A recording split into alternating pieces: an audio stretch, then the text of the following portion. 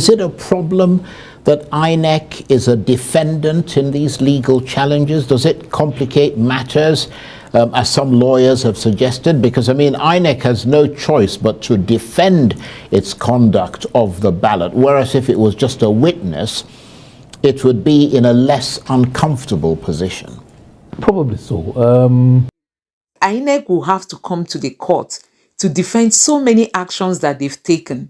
You know, the INEC chairman was always quick to tell people to go to court. They didn't know that this matter will get to this point. But you conducted the election. You were required to conduct it in line with certain legal framework and certain procedural steps you had to take. So it's only natural that you come and explain to the tribunal the steps you took and on the what basis. What was the process you went through? Yeah, but you can do that as a witness, not as a defendant. No, you have to defend your actions. You know, right. It's a defense of your actions. You're not just coming to state that this happened or that happened. If, for example, there were, let's say, missing names on the register, let's just take something out of that. You're not going to say, oh, yeah, there are missing names, and then you sit back. You have to explain why they were missing names and what did you do to ameliorate it, and did it affect the outcome of the election. So you have to defend every process, every procedure that you went through. So guys, INEC has got so many things to answer in court. One of them is that INEC gave a guideline that results will be uploaded from the polling units real time to the INEC portal. That didn't happen. The second thing is that INEC will tell the world why they allowed Shettima to stand as a vice presidential candidate, even though he was also running for a senatorial position. Also, INEC will explain to the entire world why the figures that were announced during collation by the INEC chairman differ from the figures on the INEC portal. So guys, there are so many things, and don't forget about, the drug case. That one is for Bola Ahmed Tinubu and his team to answer. So guys, this case is really watertight. I tell you, Peter Obi is holding the APC on their neck. There is no way they can escape this. So guys, let me allow you watch this video. Please don't forget to subscribe to my channel, turn on the notification bell. Please give this video a like so that YouTube can recommend it to others. And let me know what you think in the comment section below. The APC party and the country's electoral commission, INEC, have asked the elections tribunal to dismiss the petitions challenging the president-elect Bola Tinubu's victory. They've taken particular aim at Peter Obi and his Labour Party, whose petition accuses the APC and INEC of manipulating the results in favour of Mr. Tinubu. They also argue that Mr. Tinubu failed to secure 25% of the lawful votes cast in the Federal Capital Territory of Abuja. But INEC, in turn, is arguing that it conducted the election in strict compliance with the electoral laws. And the Commission, along with the APC, insists that the petition is a waste of judicial time and should be thrown out. They're also challenging the competence of the petitions and have come up with their own counterclaim, suggesting that Mr. Obi was in fact not a genuine member of the Labour Party on the 24th of May 2022, when he was screened by the Labour Party but was still in the main opposition PDP at the time. So it's all getting rather murky, isn't it, as the day of battle and the moment of truth draw near. Well, for more on this, I'm joined now in the studio by the lawyer and former Director of Legal Services and Voter Education at the Electoral Commission, INEC, Osaze Uzi Oluwole, who's had a very long day, by the way. So we're very pleased that you could join us this evening. Thank you for coming in. Pleasure. Thank you for having me. So you've now seen the lay of the land in the wake of the presidential election, ballot results, which, as you know, is being roundly disputed. It's now in the courts. The battle's preparing to begin there.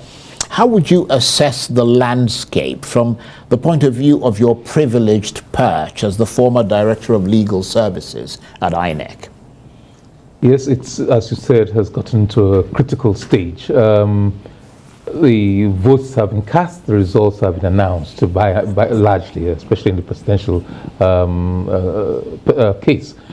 There's a dispute resolution mechanism outlined in both the Constitution and the Electoral Act, and it says that, look, if you are dissatisfied with the outcome of the elections and you don't think the person who has been declared a winner and returned as elected you don't think he's qualified, or you think there's been substantial non-compliance with the Electoral Act, or there's a deviation from laid down rules and procedures outlined for the election, then you can challenge the outcome by way of an election petition in a court of law or competent tribunal. For the presidential election, of course, it's the Court of Appeal sitting in its original jurisdiction to hear the presidential election petition. That's how it is. It's been a hectic time for the lawyers in the commission. Prior to the election, It's also a lucrative time, isn't it? Well, within the commission, I don't know how lucrative it is. Okay, well, yeah, but I mean generally, outside the commission. Yes. I know that in one of the petitions, I think the lawyers involved are volunteers. They are volunteering their time, some of them are volunteering their resources. So not particularly lucrative, rewarding, but not necessarily in financial terms. Right. But the others, I think, will be rewarded handsomely, financially speaking. Those with deep pockets will get even deeper, So they've taken some of the best brains in the industry, some of the very best lawyers in the land, experienced old soldiers in terms of election petition matters, senior advocates and other lawyers. It will be an interesting time. Stakes are extremely high. Some believe that we're as close as to annulment as it possibly can. Some think the petitions are quite frivolous. So it's a testing time. Yeah, it'll be a real challenge for the judges, though, won't it? Yes, for those involved, there will be a full panel of the Court of Appeal to hear the presidential petition. That's 5 justices of the Court of Appeal. We don't know where they're going to come from. The president of the Court of Appeal has the discretion. She, I guess, will probably preside. It's almost a convention that the president of the Court of Appeal presides, but there's no law about that. I recall that in 1999, the president of the Court of Appeal, who considered the tribunals and considered the presidential tribunal, Court of Appeal to hear the presidential petition, sat the first day, but later on recused himself because his wife was a resident electoral commissioner in one of the disputed states. So he recused himself and replaced himself with somebody else. So 5 justices carried on with the matter. Yeah, very interesting indeed. And is it a problem that INEC is a defendant in these legal challenges? Does it complicate matters, as some lawyers have suggested? Because, I mean, INEC has no choice but to defend its conduct of the ballot, whereas if it was just a witness, it would be in a less uncomfortable position. Probably so. There are different schools of thought. In one or two of the Maghreb countries, I'm sorry, I don't know this, I can't recall the specific one, probably Morocco or Tunisia. The election commission comes in as more or less a witness. Come, present your case, and say how you conducted the election. Then the warring parties now deal with each other, fighting out amongst themselves. Some have suggested we should adopt that kind of approach. It turns judicial system upside down, but people say election petitions are use them generis. They are unique. They are different from normal criminal and normal civil procedures. So we should find a unique system, a unique body of laws to deal with its approaches, both in evidence in terms of the necessary parties, but the law as it stands today and as it has been for as long as I can recall, is that INEC is a necessary party in all election petitions, even if you're not complaining necessarily about the conduct. For example, if you say somebody is not qualified, he's a drug addict and has been convicted, or he's been convicted of an offense involving dishonesty, technically it doesn't concern INEC, because INEC has no right from the Supreme Court decision in Atiku against INEC, Atiku case against INEC, that no matter who the party presents, you have no right to disqualify. Only the courts have a right to disqualify. So in that kind of case, people feel, why should INEC defend that kind of it doesn't concern it. It doesn't know anything about this person's qualifications or the disqualifying factors. So it should not be a party. But the law as it stands now, the Electoral Act says INEC must be a party in all of these cases and will be bound by the decision. For example, if it's held that the return was invalidly made for whatever reason, INEC, there's a legal fiction that it has to withdraw the certificate of return given to that person. But in law, once the courts are pronounced, that's it. So yes, some people feel that it's a drain on resources.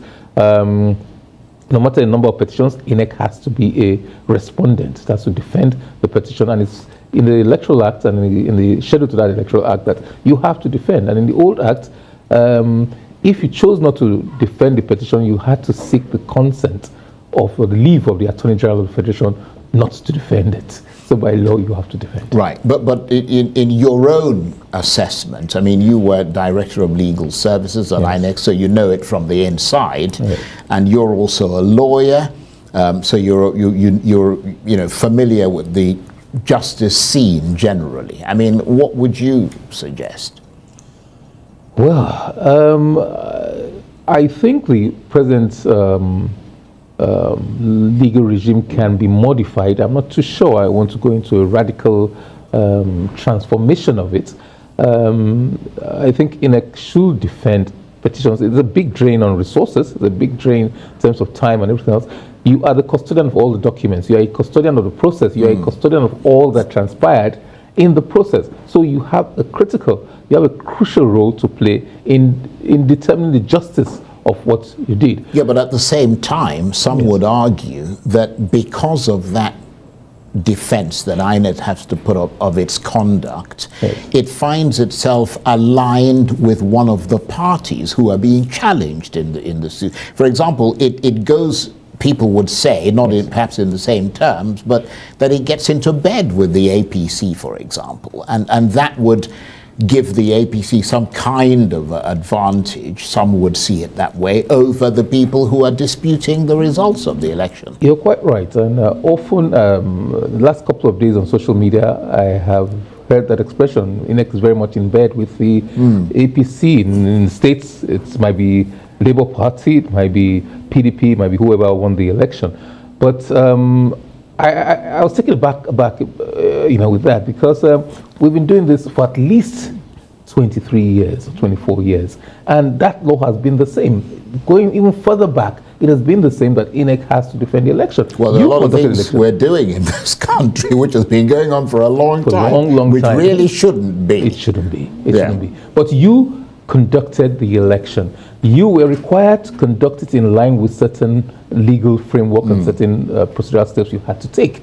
So it's only natural that you come and explain to the tribunal the steps you took and on the what basis. What was the process you went through? Yeah, but you can do that as a witness, not as a defendant. No, you have to defend your actions. It's a defense of your actions. You're not just coming to state that this happened or that happened. If, for example, there were, let's say, missing names on the register, let's just take something out of that. You're not going to say, there are missing names, and then you sit back.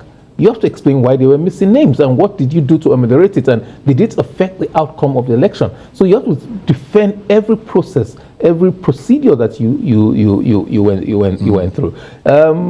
Even some of those things are more or less beyond you. Voter suppression, let's take that for example, is a security issue.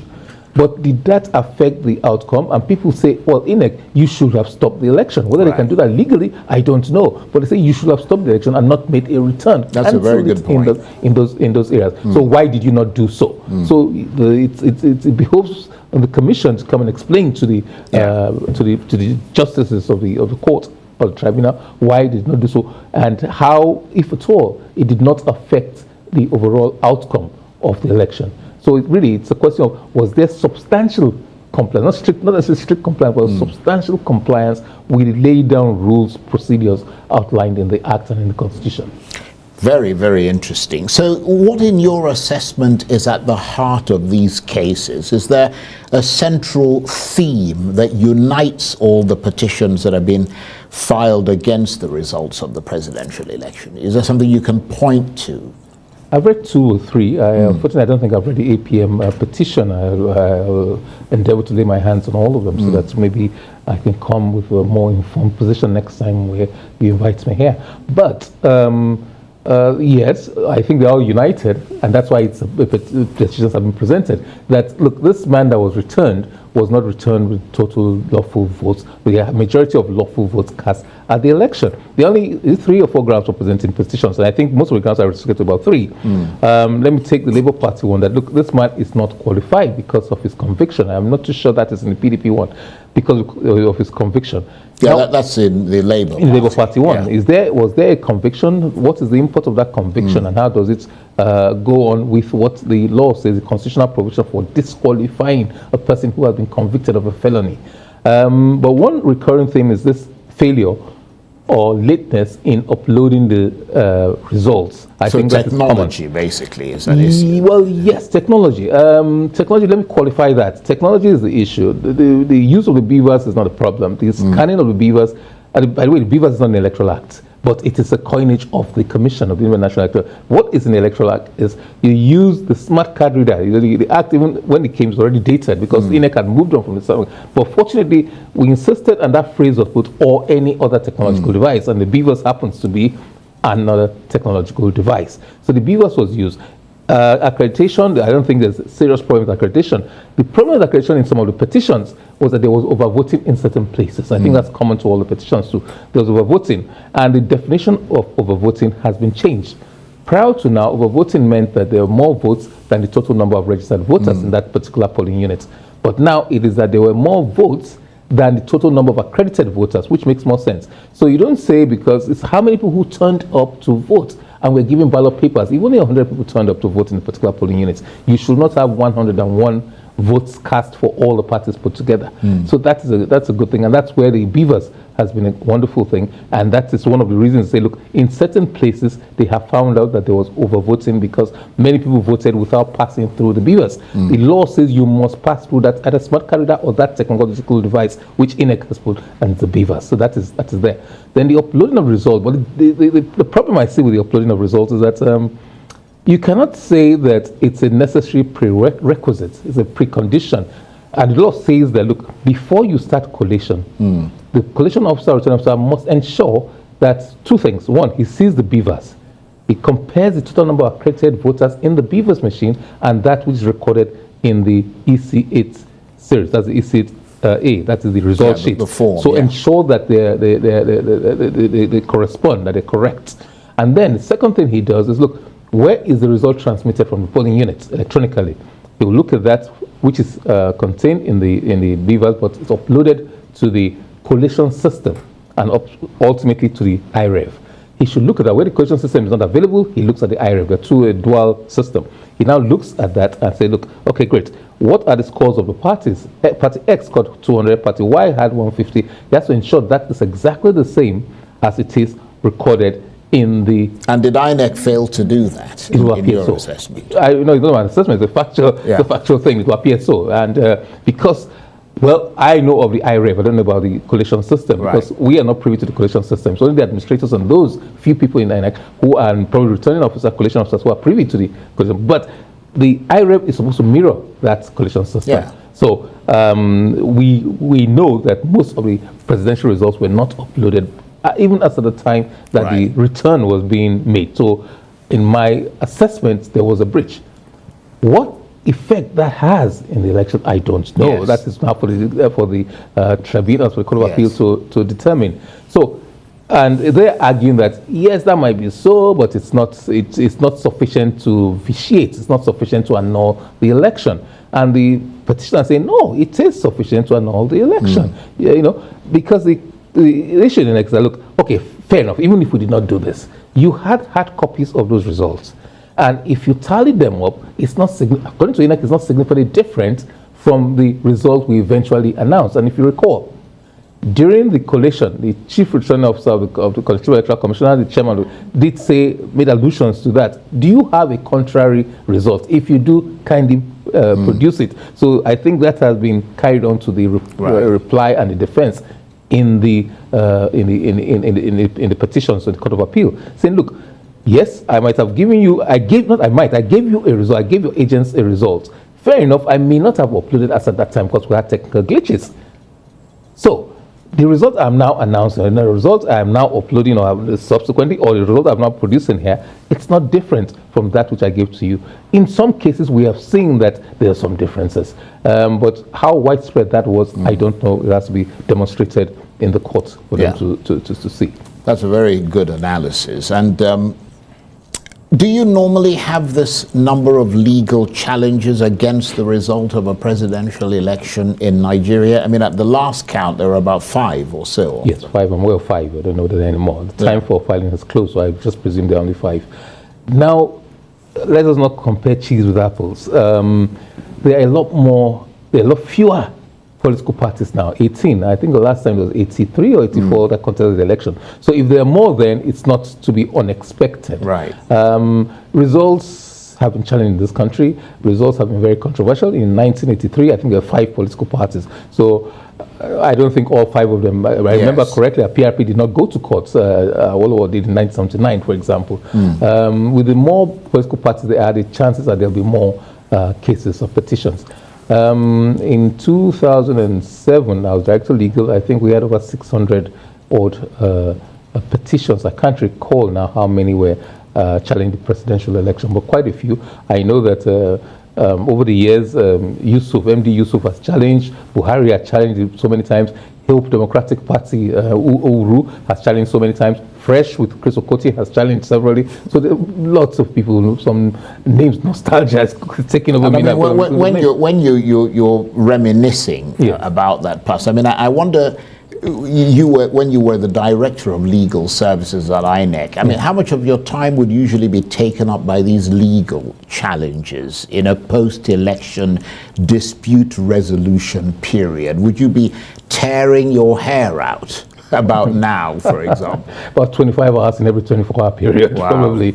Yes, because not just the post-election, even the pre-election. And I think this cycle is almost unprecedented. There's so many cases in the pre-election cases, in the intra-party cases, you know, and so they are still being running through the mill. They're still being in the process, and it says that they're now merging into the post-election period because now you now have the petitions to contend with. Not just, you see, in doing this, you have to instruct counsel. You have to look for the funds. In my time, for some quirky reason, there was no money to defend the petitions. And I had lots of... Well, they seem to have a lot of money this time. It will appear so. A lot of people came to me and said, look, it's 2 days and I've not seen anything. I said, well, sorry, I only have, 30 staff or 40 staff at that time, and I don't have any money to engage external solicitors. So they came and said, no, I can give you some money. I said, no, that impugns on my independence and my integrity. Absolutely. You know, I cannot take a counsel from you. So hurriedly they had to go, and they went to session and passed the supplementary budget, and I think released about 1 billion naira or thereabouts for defense. Because not only do you have to retain counsel, there are issues of logistics. There are issues of moving materials from all over the country, sometimes to a central point. You have to duplicate registers, for example. The same register was used for all the elections, and it might be required in different tribunals. So there are lots of challenges and expenses to be borne by, and you're running your generator almost 24/7. So you have to fuel the thing and everything else. So there's lots of expenses. I can imagine. Involved. Well, very interesting, and thank you for sharing that with us. And Peter Obi has taken his time, to gather all his points. And I tell you, there is no going back. There is no going back. We are going to win this fight and win it clean and clear. As in, we are going to win this fight. Honestly, our judiciary has to redeem themselves. They have to come with clean hands. They have to make a neutral stance. They have to stand with the Nigerian people. They have to defend Nigeria as a country. They don't have to stand with our partisan politicians. They don't have to buy into their partisanship. Let them stand on a neutral ground and give justice to the Nigerian people. And that is what we are asking. So honestly, this case in the election tribunal is going to expose so many things in our electoral system. So many things are going to be exposed. INEC is going to tell us why they decided to deceive the Nigerian people. INEC is going to tell us if they are not mandated to follow the guidelines that were provided by them. And don't forget that Bola Ahmed Tinubu also has a drug case to answer. Honestly, there are so many things. Don't forget that the figures on the INEC portal are different from the figures that were announced by INEC during collation. So guys, this case is really watertight. I tell you, Peter Obi is holding the APC on their neck. There is no way they can escape this. Please don't forget to subscribe to my channel, turn on the notification bell. Please give this video a like so that YouTube can recommend it to others. And let me know what you think in the comment section below. Thank you.